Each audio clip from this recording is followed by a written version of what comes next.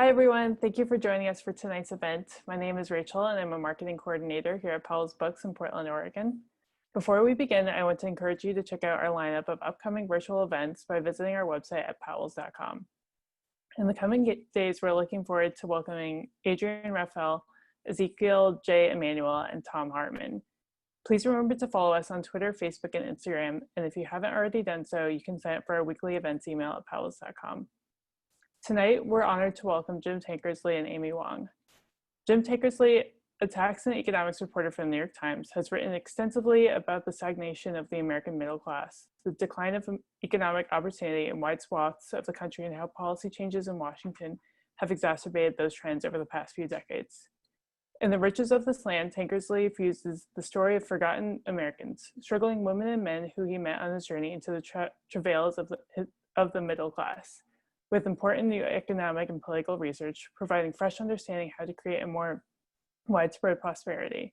He begins by unraveling the real mystery of the American economy since the 1970s. Not where did the jobs go, but why haven't new and better ones created to replace them?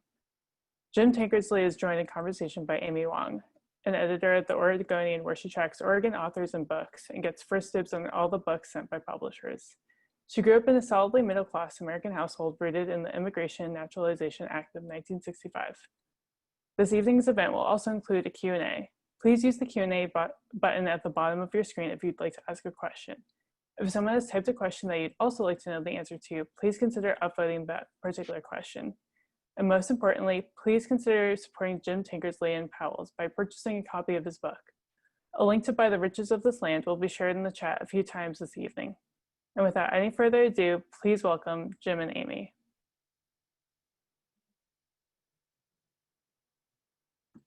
Thank you, Rachel. Jim, it's great to see you again. Amy, it's so great to see you. This is such a delight. It's so fun. So shall we tell people how our paths first crossed? Yes, please do. Oh, I thought you were going to do that. Oh, no, okay. I would love to. Yes, absolutely. First off, thank you so much to Powell's, and thank you to everyone for being here. This is like a dream come true for a kid from Nickmanville, Oregon, to get to be talking about his book with one of his favorite former editors at Powell's virtually in the middle of a pandemic, just like I drew it up back in my bedroom when I was a kid. But no, Amy and I met in a bureau of the Oregonian when I was a cub reporter just out of college. And I have always admired her skill with words and her cool demeanor and ability to manage people.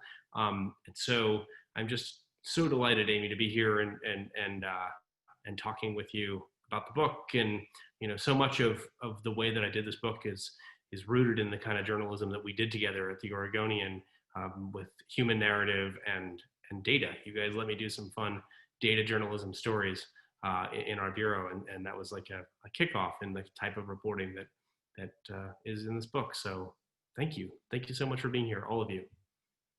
Well, thank you, Jim, for those kind words, and I would like to return the favor. Those were some of my favorite years of my career at the Oregonian. Was working in our bureau in Tigard, covering Tigard and Lake Oswego, West Linn, Tualatin, Sherwood, Wilsonville. And always enjoyed your writing, Jim, and your reporting, and that your voice really comes through very clearly in The Riches of This Land, which made it a real pleasure for me to read. And I wonder if we could start on that note. Unlike most books about economic policy that we come across, this one is rooted very, very firmly without any apology in the first person. Can you walk us through how that came to be and why? Yeah, no, thank you. This book is, at its basis, a detective story, I think. I am trying to solve the mystery of what happened to the American middle class and how do we get it back. And as I set out to try to write it, I realized fairly early on that I needed to make clear to readers of the book why it was that I am on this quest. Why are we trying to answer this question? And it starts in Oregon. It starts with my childhood in Nickmanville in the 80s and 90s, where I watched the timber industry kind of crash down for so many people in the state and in Yamhill County. And, I went to high school with a lot of kids whose parents either, worked in the mills or in the woods or in industries that supported them. I just very vividly remember feeling at the time like, wow, I'm watching an economic ladder being snapped out from under these guys and some women I went to high school with who weren't going to go to four-year colleges and might have been able to walk into a good blue collar middle class job, but suddenly they weren't there. Those opportunities weren't there for them. So the story of this book starts with the story of when will the economy start working for the kids I went to high school with, and then it broadens out to a much bigger, wider, less white, to be very clear about Nickmanville, world, and the answers that I find are much bigger than Nickmanville. But I chose to put myself in the book because I felt like the story needed someone to kind of bring it along and show why that was important, why solving that mystery is important, not just for me as an economics reporter, but for our country. It is a very it's a scary thing to put yourself in a book about economic policy as one of the as a narrator, as a protagonist. But I think that was the decision that I felt like needed to be done to sort of keep narrative cohesion. It's funny because if this were a novel, if this were not a work of nonfiction, it would almost be like the coming of age of Jim Tankersley, the economic reporter. And then as you come of age, as you go along your journey, you meet some really interesting characters. Can you talk about how you found those people? Some of them originated with some of your reporting at the Washington Post and the New York Times, and how you chose which people were featured as characters in this book, so to speak. Yes. The best, to be really clear, the best thing about my job is that every day I get to talk to really amazing people. And some days I'm lucky enough to get to tell their stories. And sometimes those stories are the type that stick with me and with readers for a long time. And you realize they are the type of people who you want to learn more about and you want to tell more about. And so this book collects some stories of some people who kind of embody the journey of the American middle class, the rise. Some of them, there's a guy, Bob Thompson, in Southern California, in the rocket suburb of Downey, California, who had this amazing career that truly just sort of embodies the rise of the great sort of manufacturing, good-paying jobs of the post-war middle class boom, and now almost feels like a relic, just like the museum that he now mans in Downey, California. And then there are people who sort of represent the anxieties and the falls of the American economy. There's a woman, Amber Gonzalez, who I met when I was just starting out as a full-time economics reporter for a magazine called National Journal in Washington. And she lives in Chicago, and Amber sort of embodied this amazing resilience that we saw from Latino Americans in the face of the Great Recession. In the aftermath of the recession, they had been hit really hard. She remained optimistic, just like the polling showed Latinos did, and unlike working class white Americans did. But my favorite character in the book, and if I've heard, probably the most extraordinary person I've met in my reporting travels in Washington is a guy named Ed Green, who his family is basically the backbone of the book. From North Carolina, I met him in, as one does, on the concourse of a minor league baseball stadium in Winston-Salem, North Carolina, with my then 7-year-old son in tow. And Ed was lumbering down the concourse toward us, tall black man who was on sort of deep into his second full-time job of the day. He had gotten up early in the morning to lay tar on the highway for the state of North Carolina. Here he was now telling my son how hard it is to scrub Pepsi off of concrete. And he was a guy who, when I wrote him out the first time for the Washington Post, just embodied the harder work that Americans are having to do now just to keep up with a middle-class lifestyle. He was working 2 middle-class jobs just to give his kids the middle-class life that you used to be able to do with 1 job.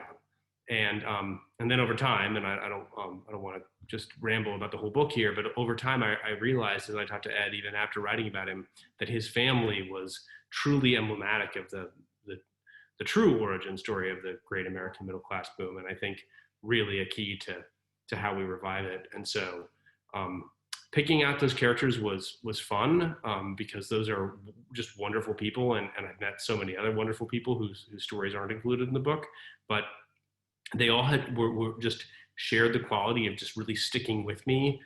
Folks who I thought about for a long time, even after the stories I had written about them were long since published. And I think that that's just speaks to the power of them as people, that their ability to open up and willingness to share their stories was so strong. So in a way, you've kind of been writing this book for, basically decades, but what spurred you to really start putting it together? That is actually it's a weird answer. The answer is Donald Trump. I contracted to write this book initially because there was a lot of interest in the publishing houses of New York, and after Trump was elected, into what in the world did this mean for the middle class? How did the middle class elect Trump, and what would Trump do for the middle class? And so the original idea that some people had for the book was, well, couldn't we just do a story about whether or not Donald Trump revives the middle class? And look, to be super honest, and again, to give away a small part of the book that I don't think will surprise a lot of people watching this, the evidence is pretty clear that Donald Trump did not revitalize the middle class anywhere close to the way he said he was going to. And so I could have just written that book, and I didn't want to, because I don't, too much of what we do as reporters is just sort of show things that are not true. Okay, politician X said something and it's actually not come to pass is a story that I've written, I don't know, 1,000 times in my career. And it's an important story, but it didn't feel like an important book to write.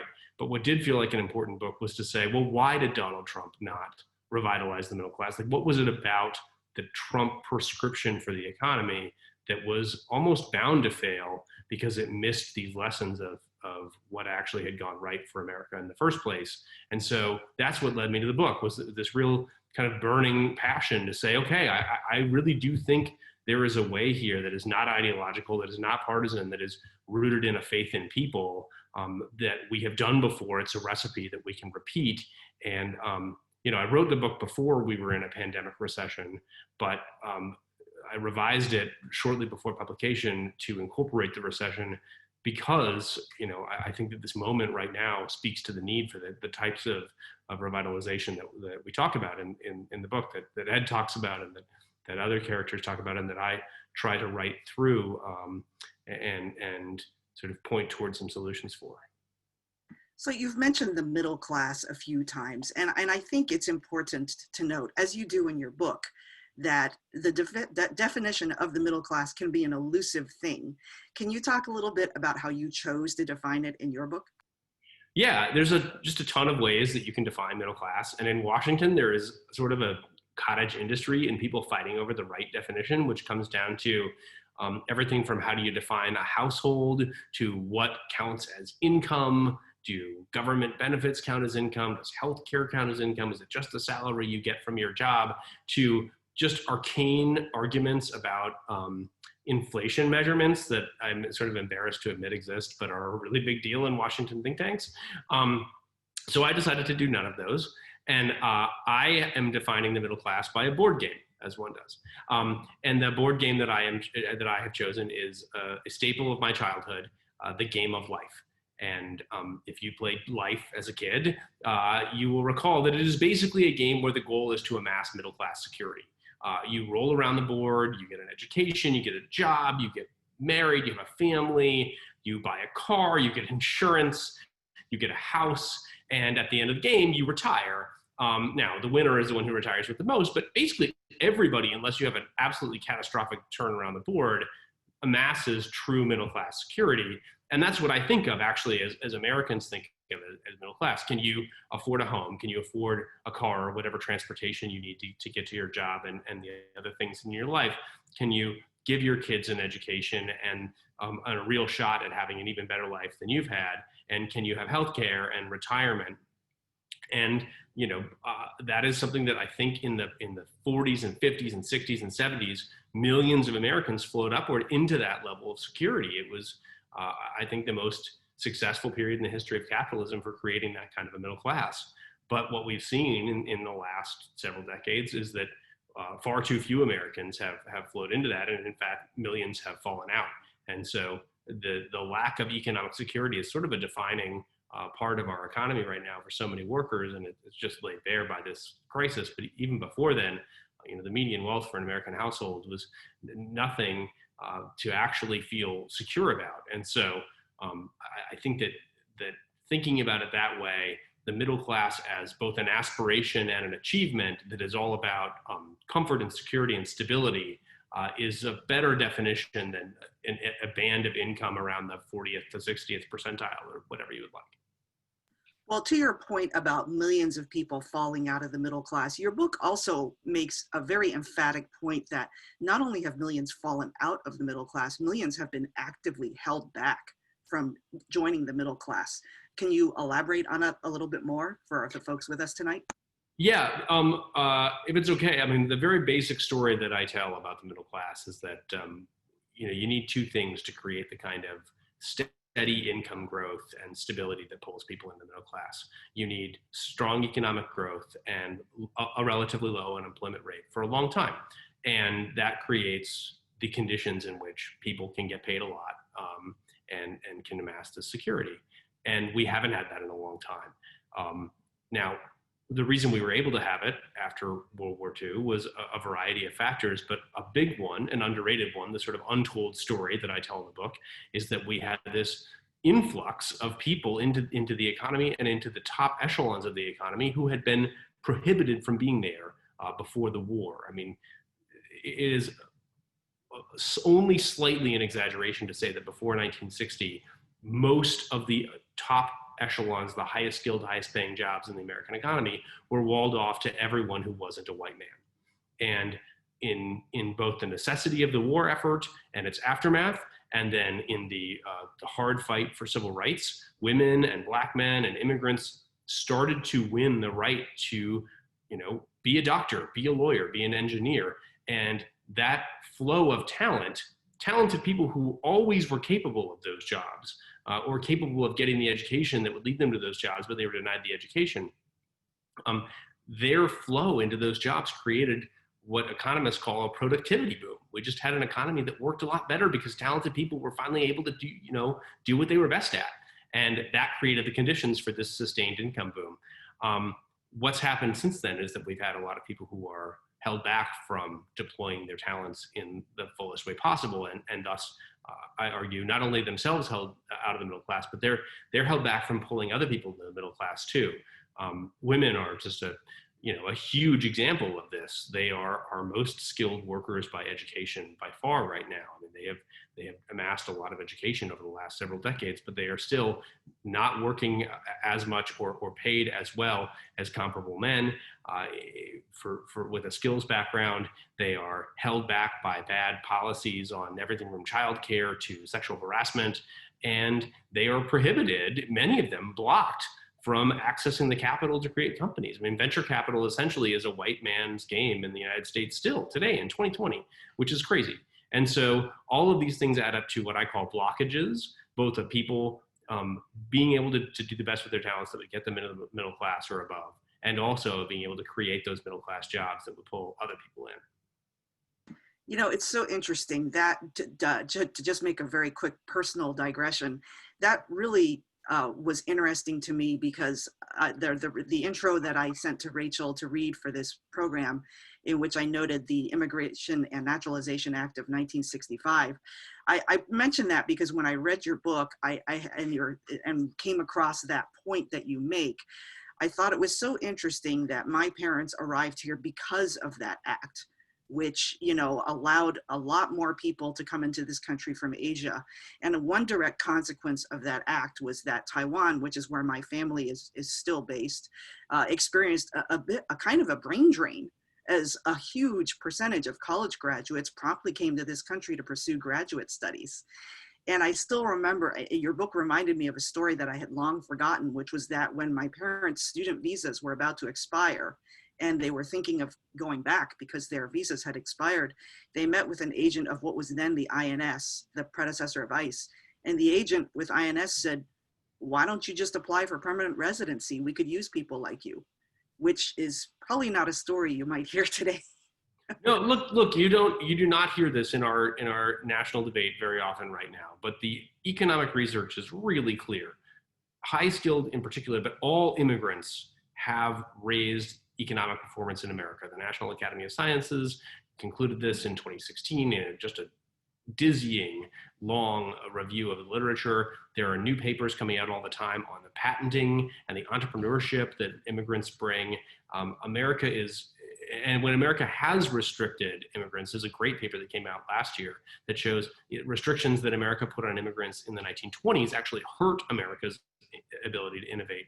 And innovation is a real key to creating these sort of jobs that replace jobs that go away. I mean, it's so much of the story of America in the last several decades is that good jobs left and they were not replaced by better jobs that were able to make better use of the human beings who had worked in the jobs that were lost. And, I really think that if we had the, better allocation of talent and the better allocation of capital to talented people, we'd have more people creating those opportunities. It's hard. It's a tough story to sort of tell, actually. So often people ask me, hey, you're an economics reporter, what sector is going to create that job that, gets my town back on track? Is it solar panels? Is it, is it going to be hydro-powered cars? What is it? And I don't actually know. I mean, I have guesses like everybody does, but I think I'm much more of a believer in the people who, if we entrust, our national resources in them, will create these jobs and will solve real human problems, as opposed to just finding new ways to get the government to give them tax breaks that enrich their shareholders. So I'm optimistic we can create those types of jobs, the better jobs. But back to your point, Amy, in your family story, we don't hear those sorts of benefits extolled in America's immigration debate right now, and I think that's wrong. I think that the research is really clear on it, and that when we look at the rest of the world, other countries have been able to harness the power of immigrants to help their economies, and we have in our past too, and we should do it again. Well, you delve into that, call it human capital. You kind of delved into it in the book when you talked about a story that you worked on while you were at the Toledo paper. Yeah. So my pathway in journalism is the sort of thing that is very rare, if not non-existent now, because it's just the way that the industry has changed so much. I started at the Oregonian. After 3 years, I left and went to the Rocky Mountain News in Denver, which no longer exists. And then in what I was told at the time was a first for anybody who had worked at the Toledo Blade. I left Colorado to move to Toledo, Ohio, and I did it for the politics. I went to be the lead political reporter for just a wonderful, scrappy newspaper that was working on big time political investigations, looking ahead to what I thought would be a position covering a pivotal state in the 2008 election. But first I was covering the 2006 election, and I was rolling around the state covering a Senate race and a governor's race, and hearing a lot of these empty lines from politicians promising they were going to bring jobs back with things that I had heard before, the people in the crowds had heard before. And so I decided to go and look for some answers. And I had developed this weird habit while covering the state legislature in Colorado of talking to economists a lot, because they knew a lot about budget crises. So I went to talk to some economists at the Cleveland Fed Bank, and they just so happened had finished a huge study on what makes state economies grow over time. And the two big things that they found were patents per capita, which correlate a lot with skilled people, and education. And so a buddy of mine at the Blade and I wrote a big series on sort of what had actually gone wrong with Ohio. It used to be, the cradle of the Wright brothers and the cash register and all these wonderful companies that you probably didn't even realize started in Ohio, and these innovations, and that had petered out over time, and it had slipped into the bottom half of America in innovation, and that had drugged down the economy with it as all these manufacturing jobs disappeared. And so we wrote that story, and that kind of set the hook for me. I think about that. That was probably my first real piece of sustained political economics journalism, and probably the big foothold into what becomes the themes of this book. One thing that I want to bring up is that the title of your book, I found it in the epigraph to this book, which you pulled from the Book of Common Prayer. And it's a somewhat long epigraph, so I won't read the whole thing, but it ends with this sentence: "And grant that every one of us may enjoy a fair portion of the riches of this land." And it struck me after reading that epigraph a second time, that it could have just said, "Grant that every one of us enjoy a portion of the riches of this land," but it doesn't. It says a fair portion. And, Yeah. and I just was wondering what you made of that. I mean, I'll tell you, I have gotten feedback from people who have read the book to say, well, what is fair? What is a fair portion? And it's fun to have an economics argument with the prayer book, right? But that really stuck with me. And when I read it, I was the sort of kid who, when the sermon drug a little bit long in services, would thumb through the back and read the sort of the prayers of the prayer book, and this one really stuck with me, and I've thought a lot about what it means to me to get a fair portion, and I think it comes in some ways back to stability. You know, I think it's fair we talk so often about people who work hard and play by the rules, and it's so much that it's become like basically an empty phrase in American politics. But to me, it speaks a lot to this idea of getting a fair portion, and the idea is if you are going to work really hard, apply yourself to your job, to your community, you deserve the sort of stability to come back to you that you've put into it. And it doesn't seem fair to me that the market rewards, for example, people who make it their life's work to extract value from the economy off the backs of others, as opposed to adding value.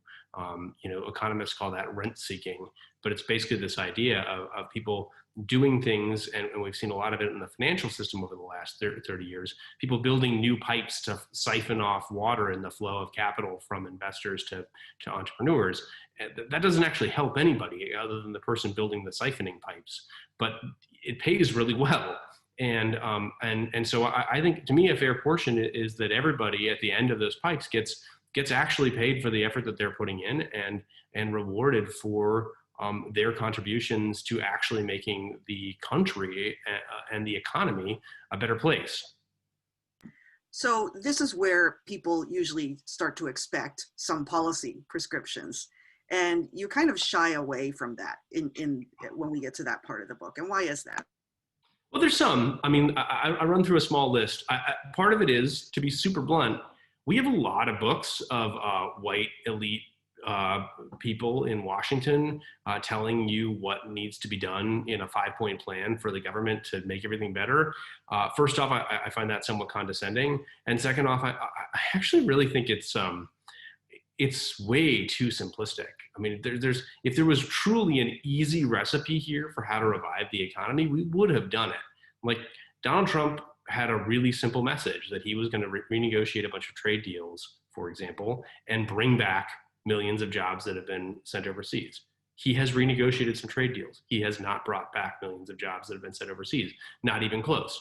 And there's a reason for that. It's because it's much more complicated than just China was killing us at trade, but it's a good, easy slogan. And then the same is true of saying, well, if we just, Barack Obama talked a lot about, if we just can roll back the Bush tax cuts on the very top, then the economy would start working better for everyone. He did roll back those tax cuts, but they did not. The middle class did not do great in the Obama years for a lot of very complicated reasons until the very end. So I go with a different route, which is I list some policies that I think might be helpful based on things that a variety of economists and other experts across the ideological spectrum have told me about. But I sort of suggest a framework instead, which is I think we should pursue policies that allow people to flourish to their full potential. And so that, on one hand, tears down the barriers that hold people back, whether they are systemic or in businesses or just in human behavior or in policy. But also it's very affirmatively making the choice that we're going to build people up. And the hard conclusion at the end of that is that I think truly the very best thing we could do for our economy in America right now is to make a national commitment to end systemic racism and sexism. And that's like, oh yeah, one neat trick to fix the economy. Let's just stop being racist and sexist. That's obviously really hard and a centuries-long fight in this country. And I don't have any expectation it's going to happen overnight. But I do think it's worth reminding everyone, including the people who are resisting those changes, that we would all be better off if we did it. And the economy does best when everyone's allowed to flourish. And discrimination is not only a moral injustice, it is an economic inefficiency, and that we should attack it from both those fronts. So that is the sort of unsettling conclusion of the solutions chapter, is not, hey, here's a policy blueprint for how we can move the levers of government to get everything back on track within a 4-year presidential term, but instead, here are things that we can start at home, in our local governments, in our federal government, and in our broad institutions that could start to really make a difference. I think we would be remiss to not mention the other big book out of Yamhill County this year that talks about economic policy, and that is written by your New York Times colleague, Nick Kristof, along with a former New York Times colleague, Cheryl Wooden, Tightrope. And I read that one too, and it almost seems like they're kind of two sides of the same coin with a very interesting common root in Nickmanville and Yamhill County. Yeah, Nick, I am just a huge fan of Nick's, and he's also a wonderful person, which is just a remarkable 1-2 thing, to be the journalist who, if you were a young journalist in Yamhill County when I was growing up, like Nick Kristof was the person who everyone told you should look up to, and they were right. But he's also just incredibly generous and kind and empathetic, and I love the empathy in his book. And it's so, he is really focused on the kids he went to school with and the ways in which not just the economy, but society have left them behind and created, he and Cheryl get very deep into the deaths of despair component that is far more than just job loss or income lost, but it's about dignity, and it's about value. And I touch on that some in the book, but I am trying to sort of make an argument for how fused that is with the economy. And so, obviously I read Nick's book as soon as it came out, and and mine was just in its final revisions when that happened. But I would love it if people read them together and said, here, one is a book that has a lot of focus on white people who have felt, left behind by America and have died, a lot of these deaths of despair and addiction because of it. And another, which is about not just white people, but the non-white Americans who have also been left behind. And I draw some real stark contrasts in how much attention those Americans have gotten by the political press in the last 4 years. And I think that, hopefully together they might provide a real full range of thinking about, okay, well, what's really gone wrong for so many people in America, and how are those issues related, and how do we move on and improve from the the wreckage of all those fronts. Well, on that note, how about let's hear a little bit from your book. Great. Okay. So I figured that for the Powell's event, I should read from the chapter that is called Nickmanville. And I'm going to read, so much of this actually has been set up with, by what Amy and I were just talking about growing up and seeing the timber industry, kind of unravel around us in Yamhill County, and then setting up this is the end of the second chapter of the book. I have learned in my career that one wonderful and challenging thing about living in new places and expanding your horizons is it helps you see the parts of your own home world that you did not fully appreciate as a child. We did not learn in my mostly white high school about Oregon's ugly racial history. I don't recall any history lessons on the Indian killing exploits of Phil Sheridan, an Army officer who would go on to Civil War heroics after terrorizing tribes in the Oregon Territory, and who is still celebrated every summer in the Yamhill County town that bears his name. We did not learn about the racial exclusion laws that made it illegal for African Americans to move to the state until 1926. When that question about jobs going away and what comes next started gnawing at me as a kid, I didn't spend nearly enough time thinking about the sorts of people who didn't go to my high school, whose paths to the middle class were also being wiped away.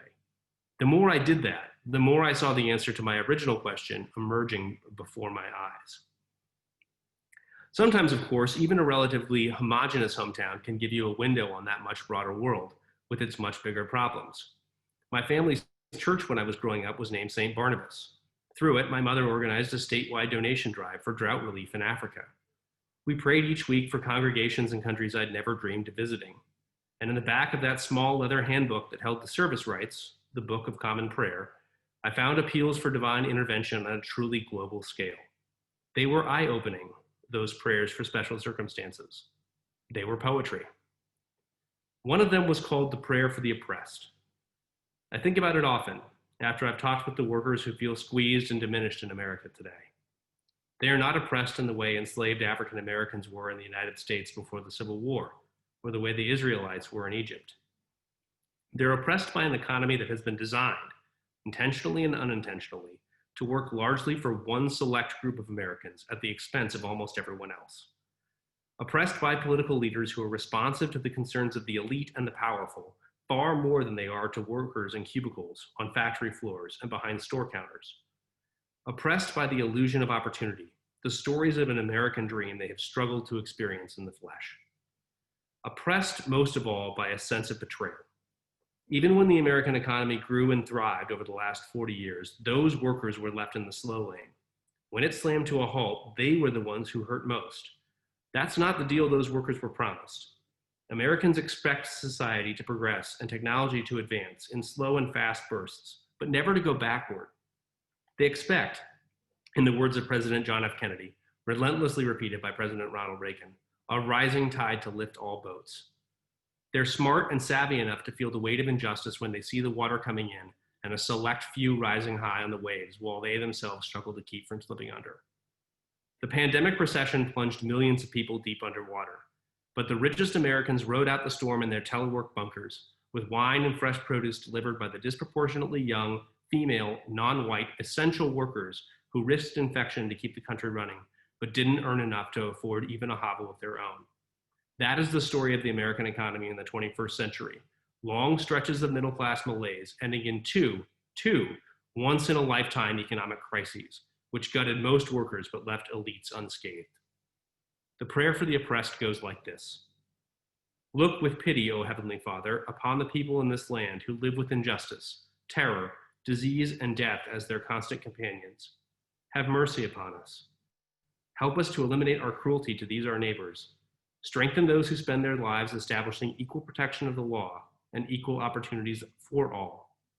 And grant that every one of us may enjoy a fair portion of the riches of this land. I went forth in the world as an economics journalist to learn why so many Americans are not enjoying their fair portion of our land's riches, whether they toil in the fields or the woods or the factories or the office parks. I came back understanding that those Americans in so many ways are themselves the riches, and we are hiding them, to paraphrase a warning about human capability issued in the Sermon on the Mount, under a bushel. Thank you. It looks like we have some questions from the audience, so let's turn to those. We have this question: should we be striving for a classist system in the first place? With a middle class inherently comes a lower and upper class, whereby the higher up the hierarchy, the more power is wielded at the expense of the lower classes, especially the lowest class historically made up of minorities and disenfranchised individuals. How did you approach this idea when researching and writing your book? It's a great question. I mean, ideally, what we think of as a middle class could extend to everyone. And in that way, you might not need to have a class system. But if you think about the middle class as the security bucket, and everyone has at least a bare minimum of that security, I mean, that to me would be an ideal starting point for a fair economy. I do believe in an economy that benefits, some more than others. This book fundamentally takes place in the realm of American capitalism, and so I think that capitalism has delivered a lot of really important benefits for poverty and across the world and in our country. But I also think that it is not truly working anywhere close to the way that it could or should be now, and that it does not inherently have to be, as the questioner asks, a system where there are big winners and big losers, especially when we think about just the sheer instability of living day to day, paycheck to paycheck, rent check to rent check, and not really ever being able to settle in to that kind of economic stability that I think is fairly due to American workers. All right, then we have another question that says, access to education and securing a good education is a key to gaining better paying jobs. As education has become more of a requirement, more people have completed at least a bachelor's degree. And wages have, as supply of educated people has increased and wages have stagnated, the cost of education now does not give the economic advantage that it used to. Is there a path where education becomes less important, or are we in a catch-22? Another great question, and the statistics are really do back that up. I mean, it's both true in America that a college education gives you a real advantage still today, and also true that college graduates, the median college graduate, didn't really get a raise for most of the 21st century. I think that the way, and by the way, it's also true that within educational attainment, there are massive racial and gender disparities, which suggest that it's not, oh, well, the people who get the most school are just going to get paid more. So I do think, especially with the cost of college, that we need to be thinking much, much differently about how we train and educate Americans. I think there are enormous benefits to college that have nothing to do with what sort of job you get, critical thinking, social networks, whatever. I benefited a lot from my college experience. I also don't think that it should be the only pathway to people to get a good middle class job, and that community colleges, for example, remain just a critical link in the American job market right now, and we really struggle as a society to help particularly young, low-income people complete them. It is hard to get a 2-year degree in even 6 years if you are a low-income American. That's unacceptable. There's a lot of barriers that are happening there.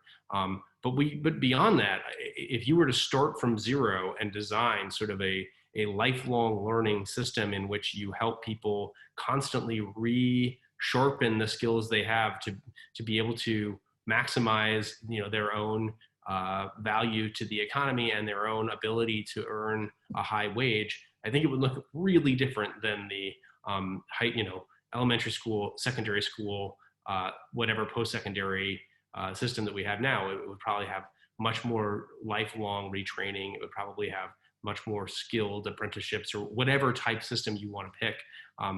And maybe we can. I don't have any hope that we're going to rethink that in the next year or whatever as we come out of this crisis. But perhaps the unfortunate peril that the higher education system finds itself in right now might cause some reflection among political leaders about, okay, well, what are some other better things we should be also doing here to offer people pathways to skill attainment?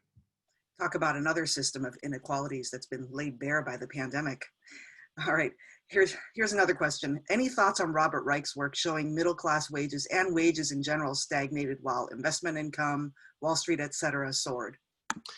So there's a whole part in my book. I don't actually address former Secretary Reich's critiques directly, but I do have a whole section in the book about finance and the ways in which there's just really good research showing that the financial system ballooned in the 80s and 90s and 2000s without actually delivering more value to investors or entrepreneurs.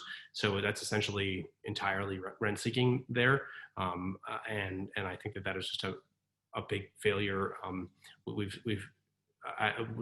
Washington Post series that introduced the world to Ed Green also included a story about Wall Street that is kind of picked up on in the book. And that story was called A Black Hole for Our Best and Brightest. And that was in reference to the financial industry.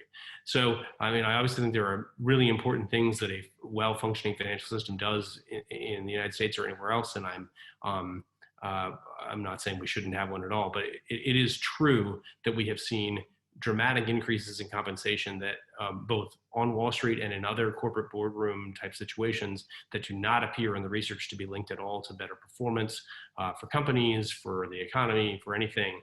And that is exactly the sort of misallocation of talent that I'm talking about in the book. So Jim, who are some of your favorite economists to follow? Do you follow Raj, and I apologize if I mispronounced this, Raj Chetty's work, or other researchers who have good ideas and grasps of solutions?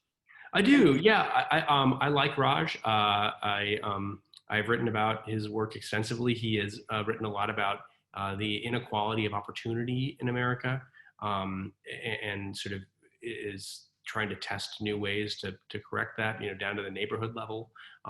It's just really important work. But in the book, I mention several, and again, sort of across ideological lines of people whose work I found very, very helpful and persuasive. I think, for example, one of the great researchers on race and sort of the economic racial disparities in the economy right now is Sandy Darity, who's an economist at Duke University. There is, one of the very first people ever to sit down and spend an entire afternoon talking with me about the ways in which gender and the middle class and sort of policy that disadvantages women all combine in the economy is an economist named Heather Boushey, who's in Washington, who is now an advisor to Joe Biden's campaign. And then an economist who I didn't know before I wrote the book, but discovered her work, who was a member of Donald Trump's Council of Economic Advisors for a year, Marianne Wanamacher from the University of Tennessee. I mean, she's an economic historian, and I think we can learn so much from the past, but she has this amazing paper that shows that economic mobility for Black men in the United States has not essentially improved at all since Reconstruction. And that if we just could have had one generation where Black men were given the same economic mobility as comparable white men, then we could have closed enormous racial gaps in the country, but we just have never had it. So those are three who are very, who talked to me for this book and were influential. The book is filled with several others. And again, I try very much to, in my job, talk to a really wide variety of economic thinkers, because I do think that economics can get really siloed and people can get sort of stuck on their one pathway of, well, gee, if we could just do X, then Y would happen. But I like talking to people who challenge my way of thinking, who toss out new and completely different ways of thinking about these solutions. So here's a good question. I find it remarkable how effectively management has been able to persuade at least some middle class workers that fair labor standards, anti-discrimination law, and unions are the problem and not the solution, and to vote that way. In your work, have you gotten a sense for why and how to unwind that phenomenon? I think it's hard to unwind that phenomenon. I think that if you look at American history, it is just filled with examples of people in power, again, almost always white men, because they are the ones who have held power in the American economy for pretty much the entire existence of the Republic. They have very effectively used the strategy of dividing workers against each other so as to avoid workers banding together and demanding, better treatment. And it's effective.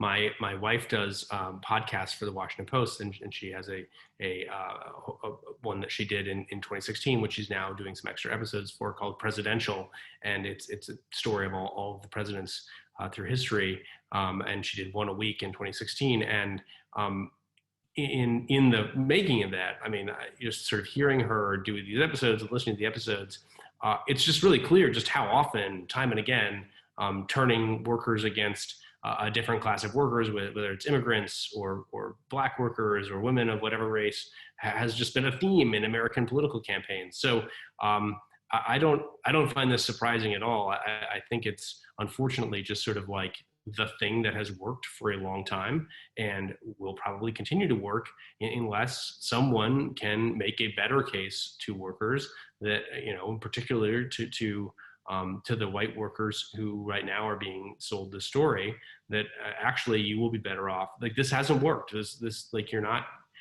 not seeing the big advancements you were promised, and there is a different way that would be more effective. So in regard to fair portion, one questioner mentioned seeing a statistic that the ratio of CEO to worker pay in the 70s was 70-1. Now it's over 300-1. Do you address that?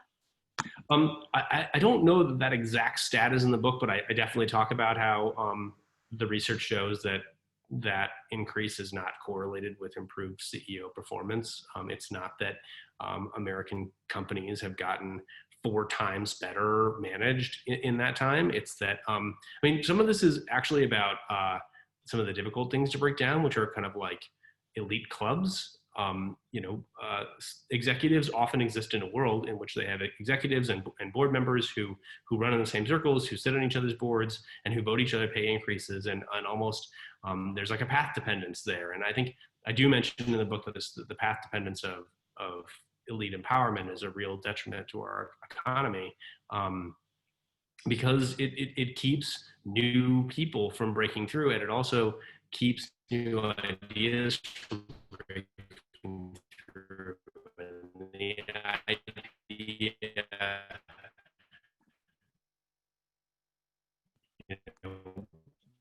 one thing I've been talking a lot is folks have been interviewing about the book. There was a time in America where now because they're much more easy to not invest in. If you get path dependent, it just seems like